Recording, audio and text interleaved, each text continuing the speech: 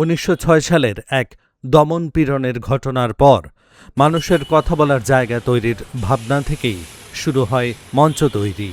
অসহযোগ আন্দোলন, খিলাফত আন্দোলন, প্রাদেশিক সম্মেলনের তহবিল এইসব মিলিয়ে মানুষের অনুদানে দাঁড়িয়ে যায় বরিশাল শহরের প্রাণকেন্দ্রে দাঁড়িয়ে থাকা অশ্বিনী কুমার হল। 1920 সালে কমিটি গঠন আর জনগণের অর্থায়নে 1930 সালে নির্মাণ শেষ হয় ভবনটির। এখানে হতো নাটক, গান, বিতর্ক, গড়ে উঠত নাগরিক চেতনা। কিন্তু সময়ের সাথে বদলেছে বাস্তবতা। শিক্ষাবিদ ও সমাজ সংস্কারক অশ্বিনী কুমার দত্তর উদ্যোগে গড়ে ওঠা যে মঞ্চ একসময় সবার জন্য উন্মুক্ত ছিল, সেখানে এখন প্রবেশের আগে হিসেব কষতে হয়। গত 5 আগস্টের পর হলটির লাইটিং, পর্দা সহ মূল্যবান মালামাল লুট হয়ে যাওয়ার পরে ভঙ্গুর দশার অশ্বিনী কুমার হলটিতে এখন কোনো আয়োজন করতে হলে গুনতে হয় 11,500 টাকা।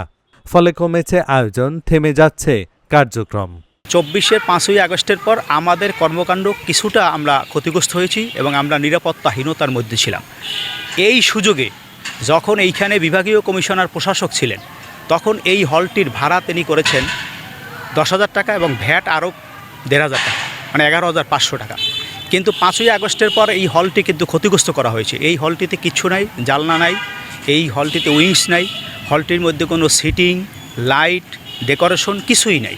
তারপরও এই হলটির ভাড়া করা হয়েছে 11,500 টাকা, যেটা আমি মনে করি আমাদের এই যে সাংস্কৃতিক কর্মকাণ্ডে বা আমাদের যে দেশীয় সংস্কৃতি বা ঐতিহ্য, এগুলি পালন করার ক্ষেত্রে এটা একটা বড় বাধা। সাংস্কৃতিক কর্মীদের দাবি, নিজস্ব মঞ্চ না থাকায় আমাদের এই হলের ওপর নির্ভর করতে হয়, কিন্তু এই ভাড়া বহন করা কঠিন।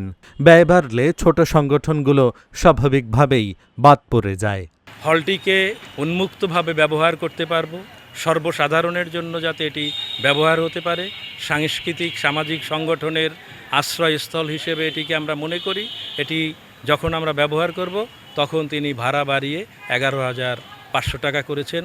এখানে না আছে কোনো চেয়ার টেবিল, না আছে সাউন্ড সিস্টেম, না আছে কোনো আধুনিক সুযোগ সুবিধা। জনগণের অর্থে গড়ে ওঠা একটি সাংস্কৃতিক প্রতিষ্ঠান যদি ধীরে ধীরে ব্যয়সাপেক্ষ হয়ে ওঠে, তাহলে সেটি তার মূল উদ্দেশ্য থেকে সরে যায়। দেশের সমস্ত ধরনের জারি সারি, নাটক, যাত্রা সব কিছুর একটি কেন্দ্রস্থল ছিল এই অশ্বিনী কুমার টাউন হল। কিন্তু সেই টাউন হলকে এই অতিরিক্ত ভাড়া আরোপ করে এটিকে সেই যে সাংস্কৃতিক ঐতিহ্য সেটিকে ধ্বংস করার একটি পায়তারা চলছে এবং এই কারণে এই সংস্কৃতি বন্ধের প্রতিফলন সমাজে একটি মারাত্মক বিরূপ প্রতিক্রিয়া তৈরি হবে, যাতে আমাদের নতুন প্রজন্ম, নতুন ছেলেমেয়েরা সংস্কৃতি বিমুখ হিসাবে তৈরি হবে। এদিকে বরিশাল সিটি কর্পোরেশন প্রশাসক বিষয়টি গুরুত্ব সহকারে নিয়ে ভাড়া কমিয়ে ব্যবস্থা গ্রহণের আশ্বাস দিয়েছেন। আমাদের বরিশালের অনেক প্রাচীন একটি আমাদের এই hall room Ashwini Kumar town hall, এটা ইতিহাস ঐতিহ্যের সাথে এটা নাম আছে। এটার ভাড়া নিয়ে সাংস্কৃতিক কেন্দ্রের আমাদের এই বরিশালের যারা সাংস্কৃতিক অঙ্গনে যারা সাহিত্য সাংস্কৃতিক চর্চা করেন, তাদের একটা দাবি ছিল। এটা ভাড়া ছিল 3,000, হঠাৎ করে এটা 11,000 করা হয়েছিল। আমরা সব কিছু চিন্তা করে এটা ভাড়া আমরা 5,000 নির্ধারণ করেছি, যাতে সবাই এইখানে যে সাংস্কৃতিক চর্চার যে কেন্দ্রটা সেটা তার পূর্ণ অবস্থায়, আগের অবস্থায় ফিরে যেয়ে সবাই এখানে সে অনুষ্ঠানগুলো করতে পারে। অশ্বিনী কুমার হল শুধু একটি স্থাপনা নয়, এটি বরিশালের ঐতিহ্যের প্রতীক। এই মঞ্চ উন্মুক্ত থাকবে নাকি ভাড়ার চাপে সীমিত হয়ে যাবে, সেই সিদ্ধান্তই নির্ধারণ করবে শহরের সংস্কৃতির ভবিষ্যৎ।